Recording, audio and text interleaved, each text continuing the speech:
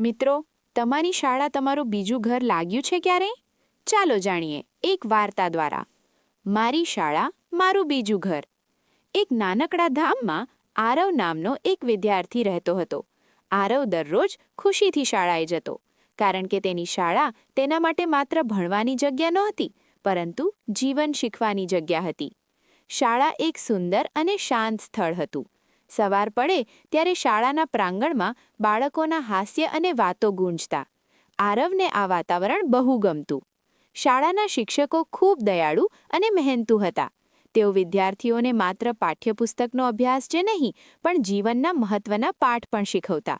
તેઓ કહેતા, સાચું જ્ઞાન એ છે જે માણસને સારો માણસ બનાવે. શાળામાં સ્વચ્છ વર્ગખંડો હતા, મોટી લાઇબ્રેરી હતી અને એક સુંદર ખેલ મથક પણ હતું. આરવને ખાસ કરીને લાઇબ્રેરીમાં જવું બહુ ગમતું. ત્યાંથી તે નવી નવી વાર્તાઓ અને જ્ઞાન મેળવતો. દરરોજ સવારની પ્રાર્થના સભા થતી. તેમાં બધા વિદ્યાર્થીઓ મળીને પ્રાર્થના કરતા, સારા વિચારો સાંભળતા અને દિવસની શરૂઆત પ્રેરણાથી કરતા. શાળામાં વિવિધ પ્રવૃત્તિઓ પણ થતી. રમતગમત, સ્પર્ધાઓ, સાંસ્કૃતિક કાર્યક્રમો, આ બધાથી વિદ્યાર્થીઓમાં આત્મવિશ્વાસ વધતો. આરવ માટે તેની શાળા ખરેખર બીજું ઘર જેવી હતી.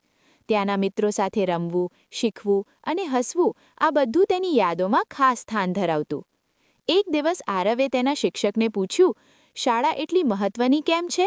શિક્ષકે સ્મિત કરીને કહ્યું, કારણ કે શાળા માત્ર ભણાવે નહીં, પણ માણસ બનાવે છે.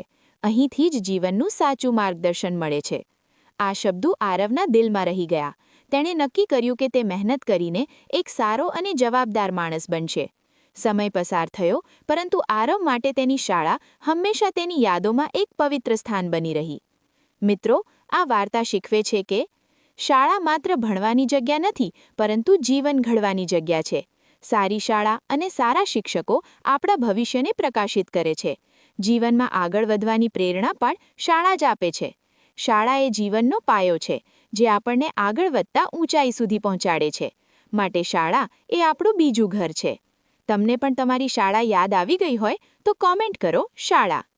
જો તમને આ વાર્તાઓ ગમે તો વિડીયોને લાઇક, થમ્સ અપ, કોમેન્ટ અને ચેનલને સબસ્ક્રાઇબ કરવાનું ભૂલશો નહીં. તમારા મિત્રો અને પરિવાર સાથે જરૂર શેર કરો.